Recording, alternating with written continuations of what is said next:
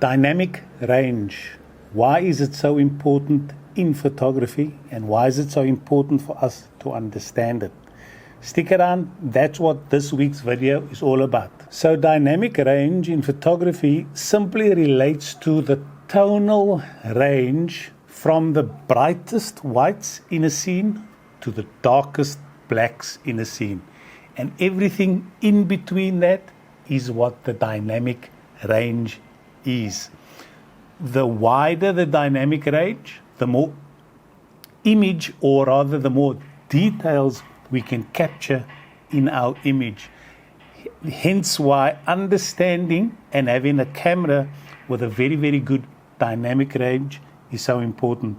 So if you have a particular scene that's really contrasting, i.e. there's a lot of dark areas and there's bright areas, and the camera is working quite hard, and your dynamic range doesn't really spread across what that image or what that scene is depicting, then whatever detail beyond the dynamic range of your camera is just going to get lost in the dark parts of the image, and conversely, whatever is in the white or highlighted part is also not going to be retained. But the deeper our dynamic range, the more detail we're going to capture. So when we're taking an image or a photo of a particular scene, we want to capture as much detail as possible. Our eyes are very, very good at capturing detail. We can see the different tones and the different colors beautifully.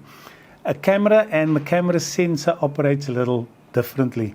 I'm not going to get into the technical aspects of EV and all that. This is just an elementary video explaining what dynamic range is. And like I said, a camera doesn't have the ability the human eye has. So we've got to sort of compensate when it comes to dynamic range and make sure we're assisting the camera as much as possible. Now, there's certain things we have to do in order to give us the ability to increase our dynamic range. Number one, we must make sure we are shooting in RAW, because post-processing allows us to extend that dynamic range through editing.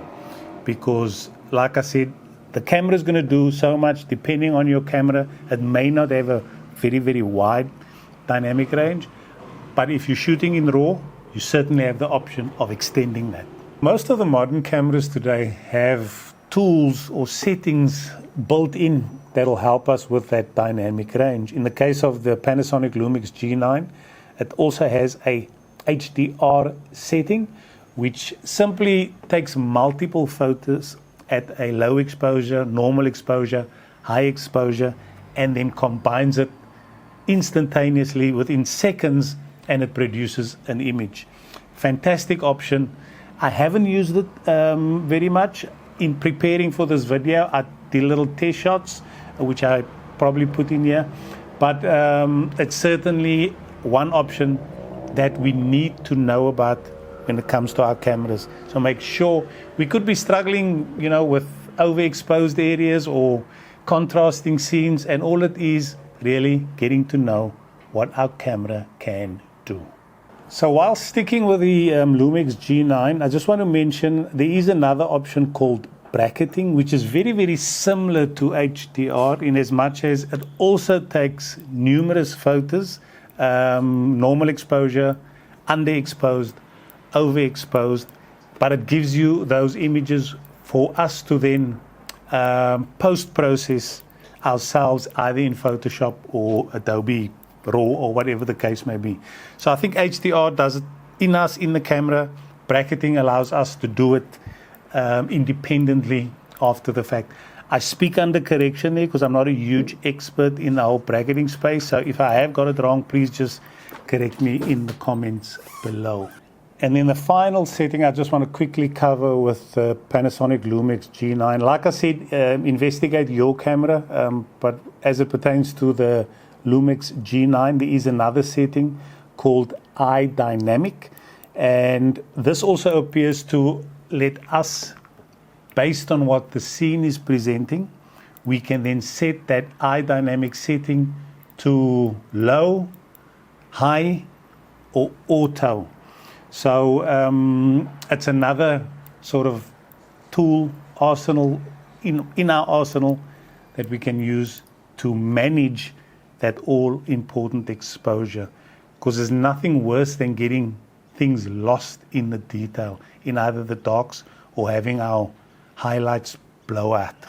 And then another way for us to manage dynamic range or help it along is by using ND filters. You get fixed ones, or in this case you get sort of variable ones, and they will nullify that harshness of midday sun or very, very bright scenes, allowing us to capture the scene more accurately.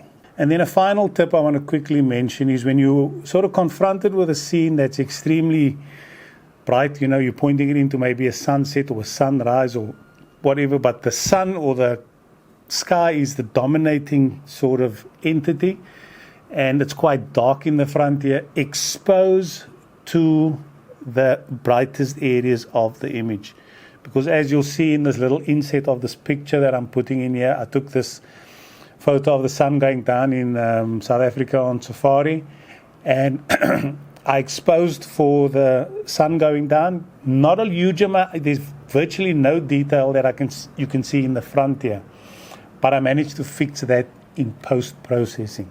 So always expose to the brighter part of the image, or for the brightest part, because it is easier to recover detail in the shadows after the fact than it is. Actually, you can't recover a blown out image because it's just overexposed.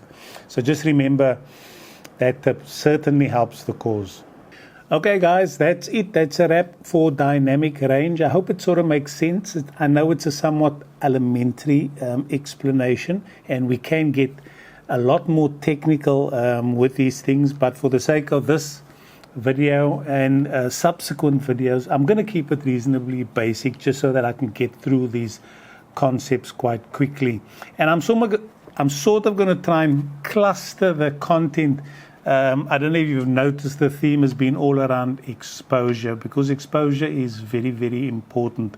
And then I'll cluster a whole series of videos around focusing, and then a whole series around composition. So that's sort of the game plan for these videos.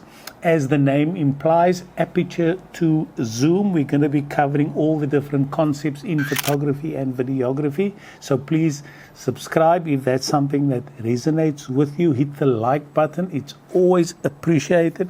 The channel appreciates it because the video gets shown to more people and it assists with the growth of the channel. It does take a bit of time and a bit of effort to put these videos together, and a like and a comment goes a long way in gratitude.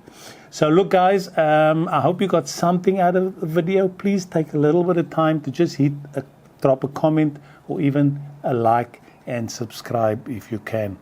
Until the next one, I'm going to keep making these on a weekly basis. So for the time being, enjoy life, and we will no doubt catch up in the next video. Over and out.